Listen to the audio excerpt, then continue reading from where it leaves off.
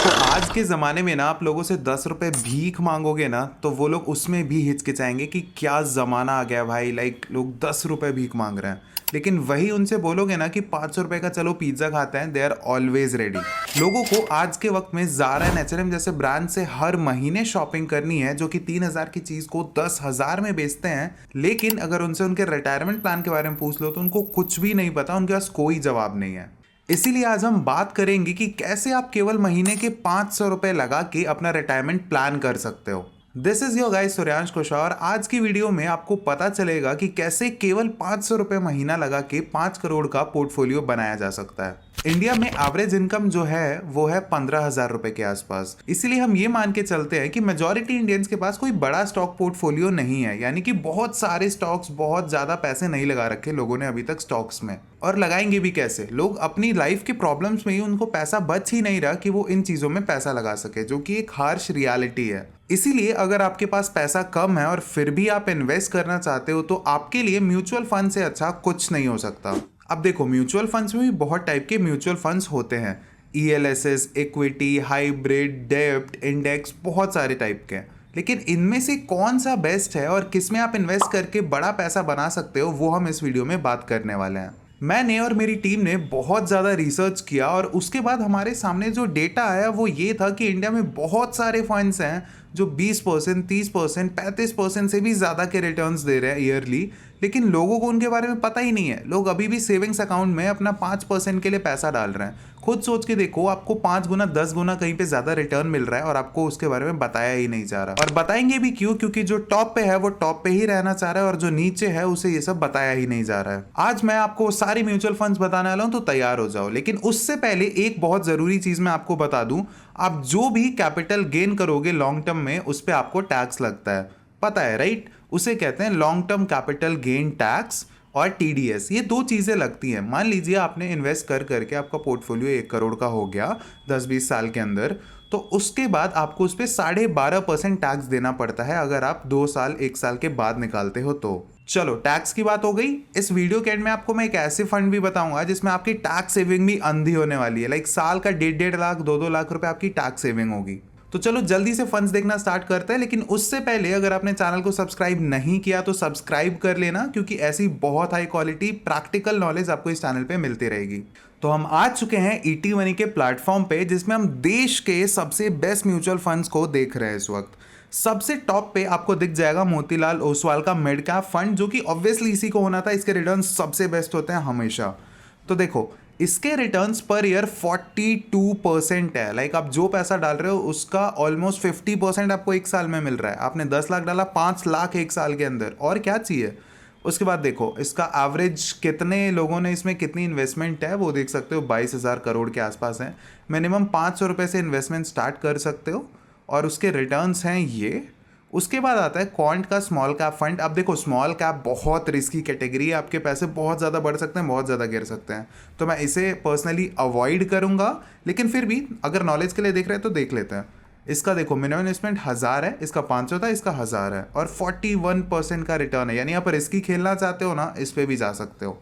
उसके बाद देखो बंधन का इंफ्रास्ट्रक्चर फंड। अब इंफ्रास्ट्रक्चर फंड वो होते हैं जो देश की बढ़ती ग्रोथ के साथ फंड में बेनिफिट होता है। जैसे कि रोड डेवलपमेंट हो गया, बिल्डिंग्स डेवलप हो रही है, इंफ्रास्ट्रक्चर डेवलप हो रहा है, हॉस्पिटल्स हो रहे हैं।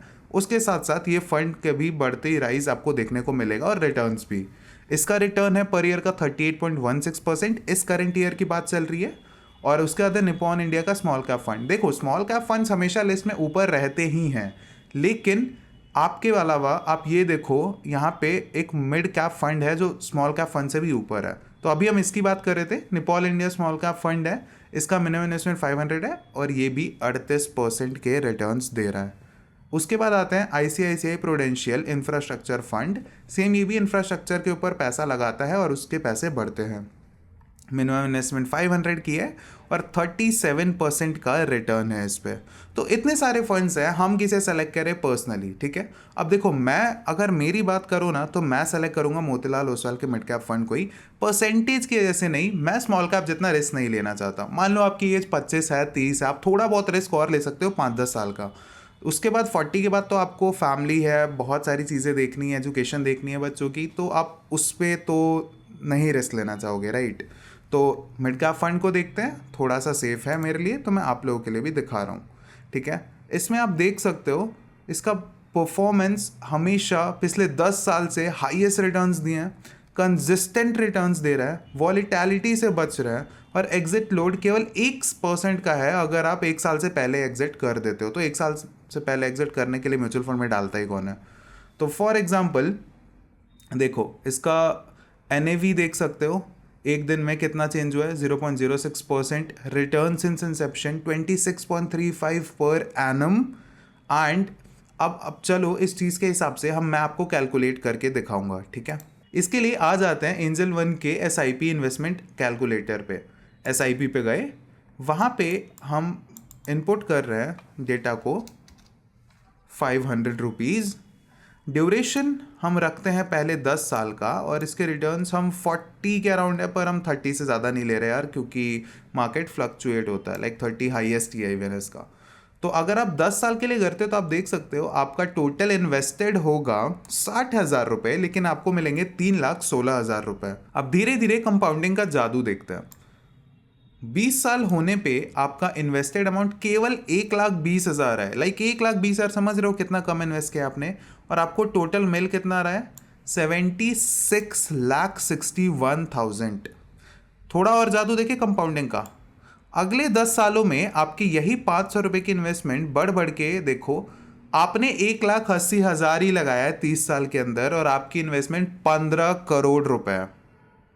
आपके रिटर्न्स देखो, माइनस करके देख लो ये रिटर्न्स कितने ज़्यादा है। मेरे हिसाब से माइनस करने की भी ज़रूरत नहीं है, क्योंकि 1,80,000 का वैल्यू रही नहीं अगर आपको 15 करोड़ एज रिटर्न्स मिल रहा है। तो आपके सामने है प्रॉपर, देखो ये रहा इनका इन्वेस्टमेंट का पूरा रिटर्न्स 26.35 दे रहे हैं in terms of long term, वो भी बहुत ज़्यादा है। अगर मान लो मैं आपके लिए इसे 25 भी कर देता हूँ, तो स्टिल आप 5 करोड़ बना रहे हो 1,80,000 से, कुछ भी नहीं किया। और ये 40-50% रिटर्न बना रहे हैं जिस ईयर। आप सोचो उस साल तो और कितना, 10 के अराउंड आपको मिलेगा। ये पावर है मोतीलाल ओसवाल के मिड कैप फंड की।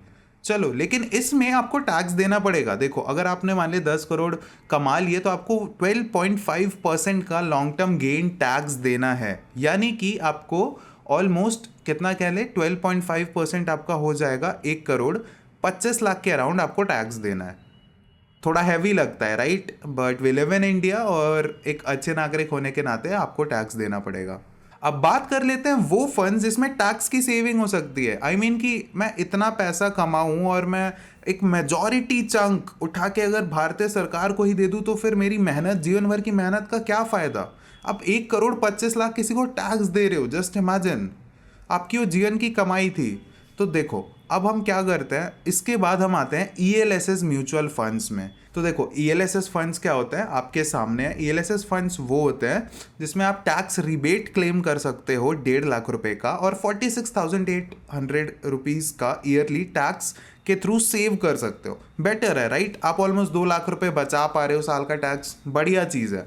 तो ELSS फंड्स में भी आप इन्वेस्ट कर सकते हो। अब चलो देखते हैं कि सबसे बेस्ट ELSS फंड्स कौन से हैं। अब देखो इसमें जो नंबर 1 पे आता है वो भी मोतीलाल ओसवाल का ही है, 50% रिटर्न के साथ, पर इसमें रिस्क हाई है। देखो मेरे हिसाब से मोतीलाल के फंड्स में रिस्क एज कम्पेयर टू औरों के मुकाबले तो कम ही है। आई मीन और कहें हम में बहुत ज़्यादा है, पर इसमें मैं मानता हूँ कम है, बिकॉज ये बहुत ट्रस्टेड कंपनी है, हमेशा अच्छे रिटर्न्स देती है।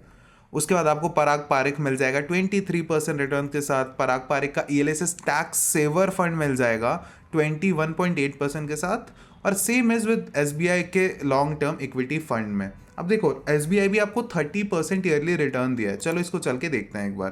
प्लान ग्रोथ आपके सामने आ गया है, इसमें आप टैक्स सेविंग कर सकते हो। ELSS है, देख लो, डायरेक्ट लिखा हुआ है, यानी कि कंपनी भी आपसे ज़्यादा चार्ज नहीं करने वाली। इसका 1 ईयर रिटर्न है 30.48%, 3 ईयर्स रिटर्न है 25.68, और 5 ईयर्स रिटर्न है 25.13। अच्छे रिटर्न है राइट, बहुत अच्छे रिटर्न है। सेविंग्स में डालने से तो बहुत बेटर है, यहाँ डालो आप पैसे। उसके बाद चलो 25% के हिसाब से भी हमने कैलकुलेट कर लेते हैं। आपकी कैलकुलेशन चलो और ज़्यादा प्रिसाइज करने के लिए लेट्स रिमूव दिस। हाँ ठीक है, 1,80,000 लगा के अभी भी आपको 4 करोड़ रुपए मिल रहे हैं। याद रखना आप महीने के बस 500 डाल रहे हो जीवन भर।